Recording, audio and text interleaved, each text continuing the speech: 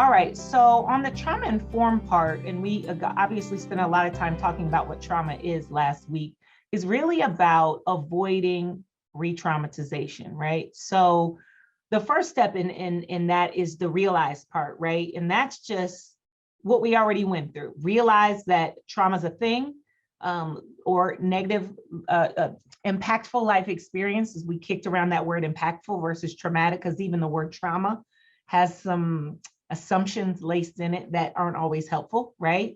And then recognizing those signs. We also talked about what can it look like when a person is struggling with unaddressed, impactful life experiences, right? So then once we are paying attention to that, those two things alone, right, allow us to just be more thoughtful. And it allows us to show up with this question, that's on the PowerPoint. What's wrong with you versus what happened to you? And that's really critical that we know that, and we help our mentors know that, because as we saw last week, some of the behaviors that are really signs and symptoms of a traumatic experience that hasn't been fully processed look like bad kid, look like ADHD, look like all these other things that we can label folks as. And it ultimately, when we don't respond properly, we ultimately are punishing youth and their families for their symptoms.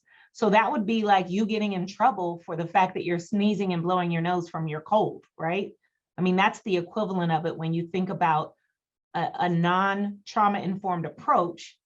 We're punishing, right, for a symptom to do with something that we're dealing with. So when we put it like that, I think it can take us a long way in really checking in. And again, I think if you just remind yourself and others to shift into this, what happened to you, what have you been through, what might be other experiences that have nothing to do with this moment that are impacting the way you show up and act the way you're acting right now, and help me understand that, will get us really far into trauma-informed approaches and what that really means, right? So then that's the response part, and that's in our behavior. That's also in the policies we have, and I know you guys are super trauma-informed in a lot the way in which you do your work. So obviously for mentors, making sure that they are aware of that too. And then of course, how we respond is how we resist, right? The re-traumatization. And we're going to get into some examples of what this looks like before we leave today. But that's just sort of the super summary of how trauma-informed and not re-traumatizing, what that really means. So yes, love that analogy, Jennifer. I just think, I don't know, for you guys, what do you think? If you explain that from a medical perspective, right? That if you're being punished for a symptom, for a cold, or for some sort of diagnosis that you have, like that's literally what we're doing when we miss the mark on folks. Anybody else thoughts on that? That really resonates for me too, because, when you think about the cold or a flu, I think everyone agrees that's not something you can control. And if you wish for your well-being, then it's not something you would wish upon yourself. And the same is true for traumatic or these kind of impactful experiences that we're talking about. It's not something that young people have asked for, or, they have control over, but then they have the symptoms which are more visible to the world. Absolutely. So in the next slide, get my mouse to act right. Here's just some tips on avoiding re-traumatization. I actually have 2 slides on it because there's a lot of things to consider. Of course, be consistent. And that's really one of the big things with mentoring, right? And the importance of mentors understanding why consistency is important. For a lot of trauma survivors, abandonment is at the core of where at least one of their traumas lie, right? So to know that I'm not going to be left and aborted and abandoned without support and without warning and all of that is everything. So when we don't show back up, when we said we'd be here 6 months and we were only here 4, when there were only 2 sessions left and we didn't come back, we are definitely, more than likely, I'll say, re-traumatizing the folks we're working with, because that right there is abandonment, right? So that's why it's so important that we, when we're working with mentors, make sure that they're aware of the commitment and that they understand what it means when we don't show up, right? Another suggestion, facilitate predictability, avoiding significant or unexpected changes as much as possible. And when you do have to make a change, please, please, please give notice. And how this shows up and how this kind of ties to potential triggers. And what we mean by trigger is something that is an incident today that reminds me of something that happened before. So that's what a trigger is, right? So when we're avoiding re-traumatization, we're saying we want to avoid behaviors and approaches that cause something in this person's mind and thinking to go back to tying that to a negative experience they've had in the past. So again, another root for a lot of folks' trauma is not having control. So especially children, if you think about children, there's very little choice they have. We tell them when to get up, we tell them what they can eat, we tell them where they're going to go to school. They don't get to choose where they're going to live, right? So there's already inherently not a lot of control when you're a kid, right? But when you have trauma, whether it's abuse or neglect or what have you, you have even more situations in which control was not something that you were afforded, right?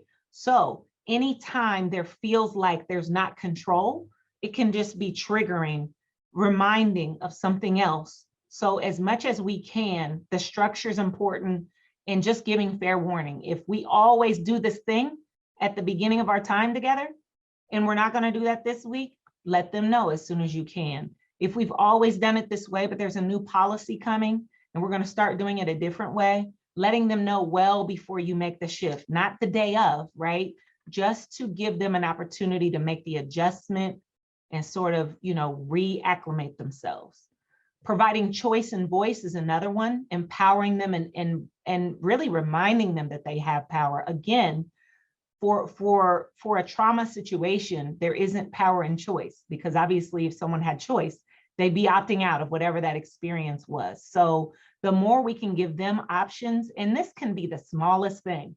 Would you rather start with this activity or this activity, for example, right? It doesn't have to be anything major, but just giving choice and voice counters, again, that feeling of, and the often true lack of choice and voice that they had and or still have, depending on what situation they're in, especially when you think about poverty. Maria, you brought that up, right? Every day, poverty's still there. So not getting a choice in where we live or how much we have or don't have. So opportunities to choose are everything. Another suggestion is just being non-judgmental. Seems obvious, but sometimes we don't realize we're being judgmental, right? So when we go through traumatic experiences, depending on how it goes down and whether or not people are aware of it, there can be an experience of criticism from others externally, or there can just be internal criticism that you never know that a youth is feeling like it's their fault that they're in poverty, or their fault that their parent is struggling with addiction, or whatever the case is, or even their fault that they ended up responding in a way that got them in trouble. And yes, that was a problematic response, but it was also part of their trauma. And so there's a lot of criticism that goes on with folks who are struggling with trauma and haven't had an opportunity to truly heal. So just making sure we're not judgmental, not just about what happened to them, how they responded to it, watching how we respond. I know you guys said last week that you've gained a lot of trust with folks. So when they tell you the thing, how your face shows up is everything, because whether you say, oh, okay, well, no matter what, I still care about you. If your face said something else, right, they're going to know that, right? So, and then making sure we don't project our thoughts and emotions about their experience onto them, whether it's making assumptions about what we think they should have done or how bad we think it is. And that's to both ends. We can project the assumption that an experience wasn't that hard. We could also project the assumption that it was that hard, and maybe somebody had an experience, and for them, it didn't show up as true trauma, in that they were able to really be resilient in that moment. So we want to make sure we're not assuming that they're struggling, right? Just because if we were to go through that, or maybe we did go through that, and we would have fallen apart. A couple of other suggestions for avoiding re-traumatization, and that's really identifying and avoiding triggers, which we've kind of already started to talk about, but also helping the youth and even adults, right, be able to do the same thing. So kind of looking for patterns. If you pay attention and you're truly connected, right, you can notice that every time it gets loud, this kid seems to just really start to struggle. Or every time we're about to end activities for the day, this kid really starts to struggle. So just kind of paying attention to see if you can pick up on patterns of maybe what is causing them to feel discomfort or dysregulated.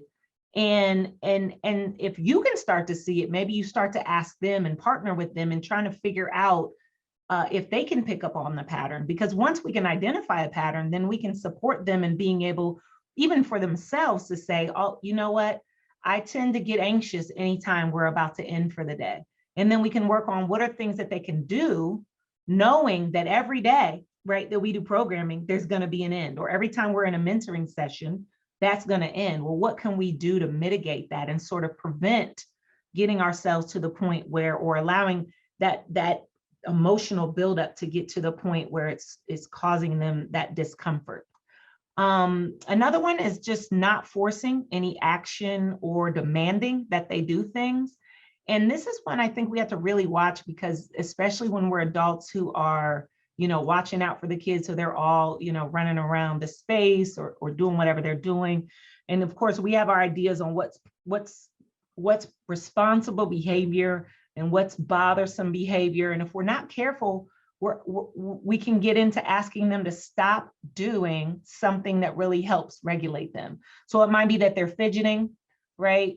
And it's distracting everyone else. But if we keep telling them to stop, and that's the thing that kind of helps them be calm in the moment, but you don't know that, then we literally are taking away the thing they figured out to kind of help them get through moments. So we got to really watch and see if we can pick up on what's going on behind it. Sometimes it's just that they're doing the most, right? But sometimes there's something behind that, and we want to be thoughtful that we're not taking away something that works for them.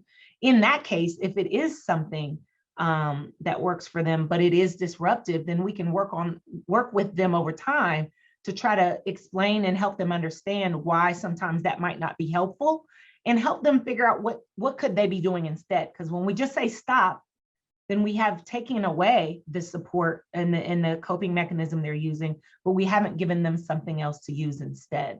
So, and just forcing that sudden stop, quit doing that, or just sudden jolt, in and of itself, the approach itself could be traumatizing. And then lastly, just always do your best to remain calm. And this is a note, and I note this later, but we have to make sure we've dealt with our trauma in a way where we aren't off kilter or dysregulated, because it's really hard to remain calm and be consistent in our behavior if we got some funky stuff that we're still dealing with. So I want to pause and just give you guys an opportunity to ask questions or give feedback on examples of how trauma might be showing up in your space, or ways in which you think you could be helpful.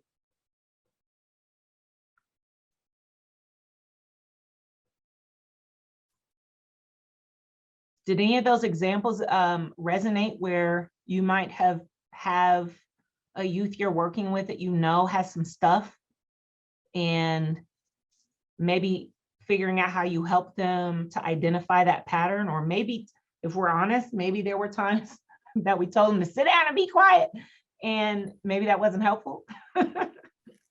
Yeah, this is my this is with trauma, but also I felt it's also a combination between learning disability and behaviors. We usually don't allow like parents or adults into our spaces because we really want to keep it to teen focus. However, we did have a youth who at first we were trying to engage, and it was kind of hard, and it would have some setbacks and or emotional outbursts, and we wouldn't know how to handle it. And we were a little bit confused, and then the parent came and said, okay, well, this is how I'm working with the youth, their child. And we said, okay, but then we felt like it was very directive, like, you do this at this time, you do. And we were like, okay, well, this is very different from our creative space. But then we realized that the engagement process and the productivity of the youth being in the space was a lot better. So then, you know, for that youth who do come, you know, we encourage the parent to stay, because we're like, we don't have the skill or the knowledge to be able to engage with the youth. But also ask like to have the parent be there, but not have youth do projects for them, the parent. Yeah. So to have to kind of like balance that. It's like the youth is here for the youth itself, because you know how to engage with your child, where we don't have the skill set, but we want your child to be in this space. So that was something that we've learned in experience. And that was, I mean, we've experienced a lot of different encounters with different youth as well, especially with that. What we challenge the most is that welcome space. When they come into our space, the library doesn't check for like IDs, identification, or any of that stuff, but we do. Our program is like special. You have to sign up to be a member. You have to do this. And it's a little bit of a barrier, and we acknowledge that, and we know that that has its purpose, but we know that that causes trauma a lot. Like asking like, how old are you? Do you have anybody we can talk to verify age? Age verification is really hard for us. So that's something that we acknowledge that will cause harm, and we try to be more open and figuring out ways to allow that.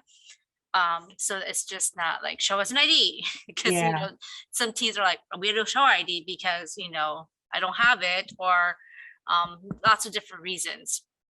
Yeah, and I think too, sometimes you can't get away from the rules and structure you have to give. So always, when you can at least explain to folks why you have to do it this way, or why you are doing it this way, that can go a long way, so that at least you feel acknowledged, right? And you know, and I think we owe youth that anyway, no matter what it is, to just give them, because, you know, old school, some of us are older than others. I'm only 21, but I've heard, no, I'm just kidding. Some of the old school folks, and I might be one of them, you know, come from a day and age where we were raised that you do what adults say do, and that's what it is, right? You don't ask questions, and the youth don't deserve an explanation. But that's certainly not a trauma-informed approach, and it's not a human-informed approach, right? So they deserve to be told why.